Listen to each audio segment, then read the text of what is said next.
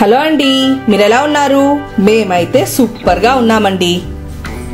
Meal maker తో curry చేసుకుంటాం, పులావ్ చేసుకుంటాం, గానీ ఇలాగా పకోడీ ఎప్పుడైనా ట్రై చేశారా? ట్రై చేయలేదా? అయితే ఖచ్చితంగా ట్రై చేయండి. చూడ్డానికి చికెన్ పకోడీ లాగా ఉంటుంది, కానీ టేస్ట్ అయితే అద్దిరిపోతుందండి. మనకి సోయా బీన్స్ తినాలి అంటే, పిల్లలు మిల్ మేకర్ మనం పులావ్ లో వేసిన కర్రీ చేసిన తినాలంటే బాగా ఇబ్బంది పెట్టేస్తారు కదండి. ఇలాగా పకోడీ లాగా చేసి చూడండి, అసలు మనం ఎంత పెట్టినా అంత కామ్గా తినేస్తారండి. అంత టేస్టీగా ఉంటుందంటే నమ్మండి. ఇది మనం బాక్సెస్, లంచ్ బాక్స్ లోకైనా పెట్టచ్చు, లేదంటే ఈవినింగ్ స్నాక్ గా పెట్టినా గానీ చాలా ఇష్టంగా తింటారు. ఇంత యమ్మీగా ఉండే ఈ మిల్ మేకర్ పకోడీ ఎలా చేసుకోవాలో చూద్దాం రండి.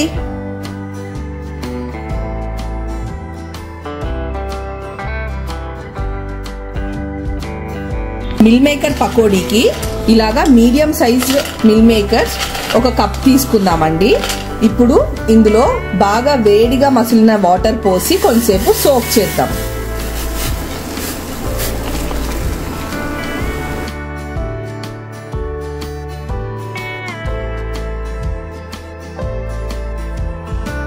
ఇవన్నీ బాగా చల్లగా అయిపోయాయండి. బాగా మంచి చికెన్ పీసెస్ ఉన్నంత సైజ్కి అయితే వచ్చేసాయి. ఇప్పుడు వీటిలో నుంచి ఎక్స్ట్రా వాటర్ అంతా పిండేసి వీటిని ఒక బౌల్లోకి తీసుకుందాం.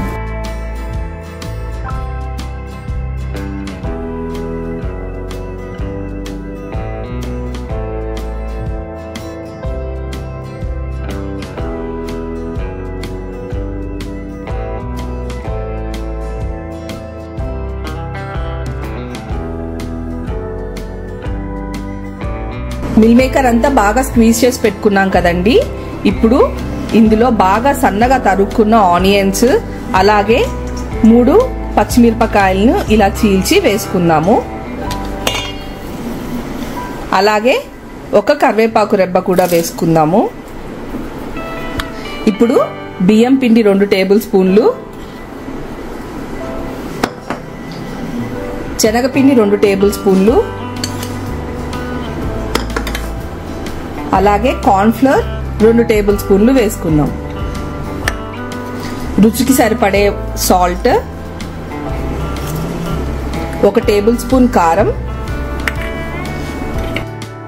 1/2 స్పూన్ ధనియాల పొడి, 1/2 spoon garam masala, 1 table spoon అల్లం వెల్లుల్లి పేస్ట్, చిటికెడంతా రెడ్ ఫుడ్ కలర్ వేసి వీటిని బాగా కలుపుకుందాం.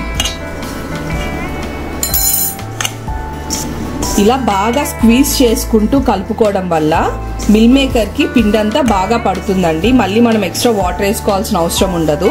కాబట్టి బాగా స్క్వీజ్ చేసుకుంటూ కలుపుకోవాలి. చూడండి, ఇలాగా బాగా కలిపేసుకున్నాము.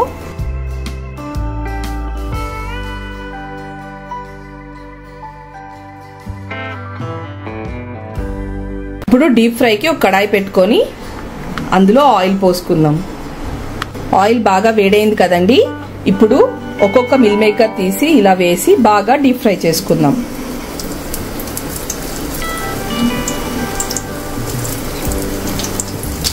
మనం ఆనియన్స్ ఇంకా పచ్చిమిరపకాయ కూడా కలిపి పెట్టుకున్నాం కదండి.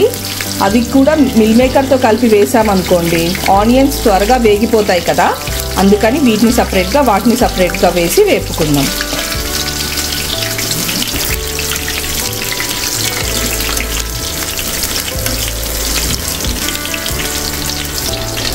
బాగా వేగిపోయాయి కదండి. ఇప్పుడు ఇవన్నీ తీసి ఒక టిష్యూ పేపర్ మీద వేసుకుందాం.